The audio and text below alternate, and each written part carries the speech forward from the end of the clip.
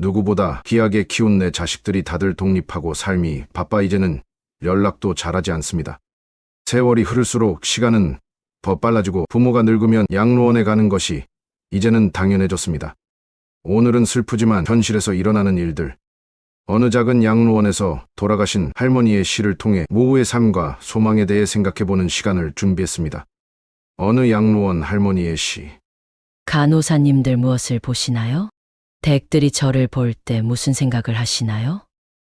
현명하지 않고 변덕스러운 성질과 초점 없는 눈을 가진 투정이나 부리는 늙은 노인으로 보이겠지요. 음식을 질질 흘리고 대답을 빨리빨리 못하냐고 큰 소리로 말할 때면 전 정말 당신들이 좀 더 노력해 주기를 원했습니다. 당신들이 귀찮다고 주먹질을 할 때는 맞아가면서도 전 정말 안 움직이는 몸속에서 용기를 내어 헛손질로나마 싸우고 싶었던 것이랍니다. 댁들이 하는 일도 모자라 차리는 것 같이 보이고 양말이나 신발 한 짝을 항상 잃어버리는 바보 같은 늙은 노인으로 밖에는 안 보였나요?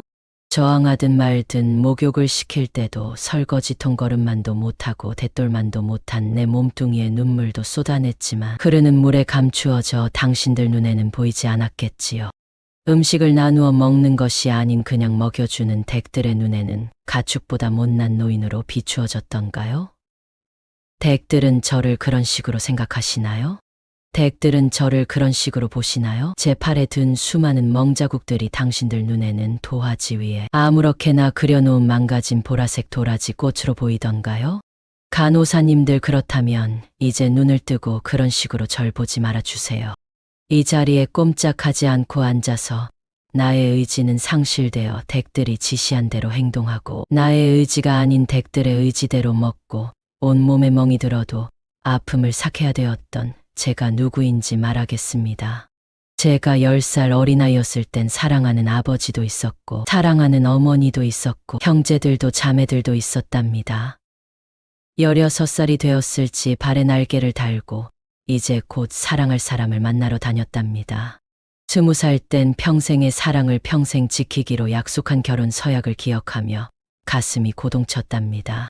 25살이 되었을 땐 안아주고 감싸주는 행복한 가정을 필요로 하는 귀여운 어린 자녀들이 생겨났답니다. 30살이 되었을 땐 어리기만 했던 자녀들이 급속히 성장해서 서로 오래도록 지속될 관계가 맺어졌답니다. 40살이 되었을 땐 어리기만 했던 아들, 딸들이 성장해서 집을 떠나게 되었지만 남편은 제 곁에 있어 슬프지 않았답니다. 50살이 되었을 땐 제 자식들은 직장에서 일을 하고 손주를 제 무릎에 안겨주며 그때 비로소 인생의 맛을 느끼는 저 자신을 알게 되었답니다. 마침내 어두운 날들이 찾아와 내 옆에 있던 이가 먼저 하늘로 떠나게 되면서 앞으로의 삶을 생각해보니 두려운 마음에 몸이 오싹해졌답니다. 자녀들이 모두 자기의 자식을 키우고 있는 그 모습을 보고 난 내가 알고 있던 지난 날들과 사랑을 한번 생각해봤답니다. 저는 이제 늙은이가 되었는데 참으로 우습게도 늙은이를 바보처럼 보이게 만드는 것들을 보면서 세월은 참으로 잔인한 것 같다는 생각도 해봤답니다. 몸은 망가지고 우아함과 활기는 떠나버렸고 한때는 마음이었던 것들이 이제는 묻은 돌이 되어버렸답니다.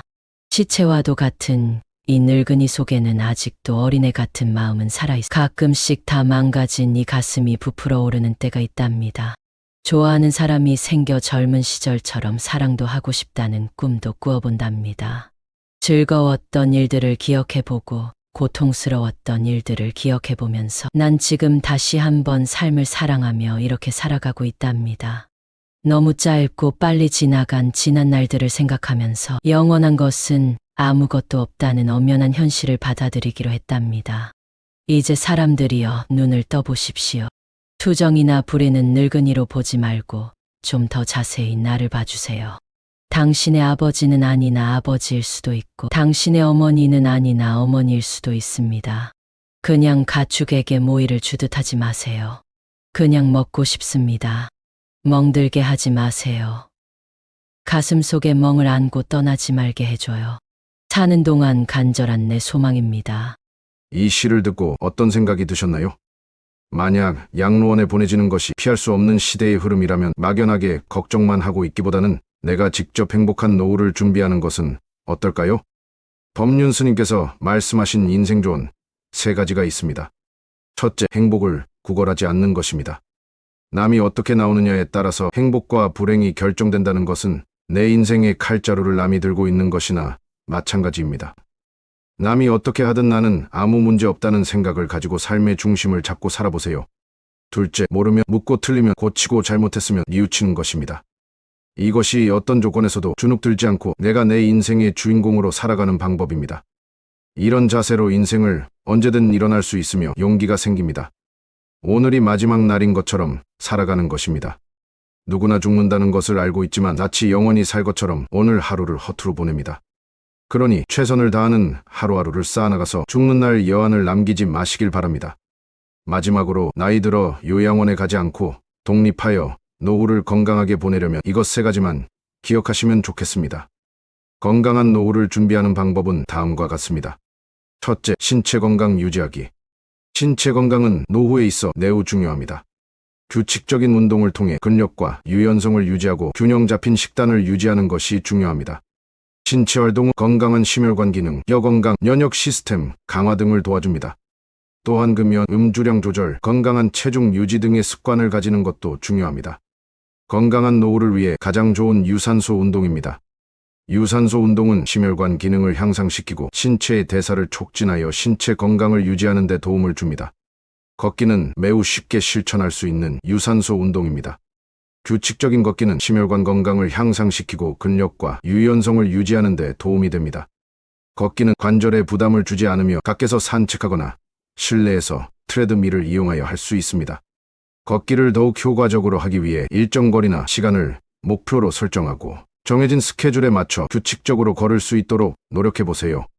다만 운동을 시작하기 전에 현재 건강 상태와 개인적인 제한 사항을 고려하여 의사 또는 건강 전문가와 상담하는 것이 중요합니다. 이들은 신체적인 상태와 운동 계획에 대해 적절한 조언과 지침을 제공할 수 있습니다. 둘째, 인지 활동 유지하기입니다. 노화는 인지 기능의 저하를 일으킬 수 있습니다. 그러므로 노후에도 인지적 활동을 유지하는 것이 중요합니다. 독서, 문제 해결, 악기, 연주, 학습 등 다양한 활동을 통해 뇌를 자극하고 활발하게 유지하는 것이 좋습니다. 인터넷을 활용하여 온라인 강좌나 뇌 훈련 프로그램에 참여하는 것도 도움이 될 수 있습니다.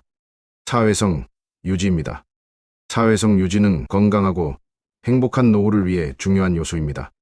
가족, 친구, 이웃과의 교류를 유지하고 커뮤니티 활동이나 취미, 동호회에 참여하는 등의 방법으로 사회적 연결성을 유지하세요. 사회적 활동에 참여함으로써 외로움을 줄이고 심리적 안정을 유지할 수 있습니다.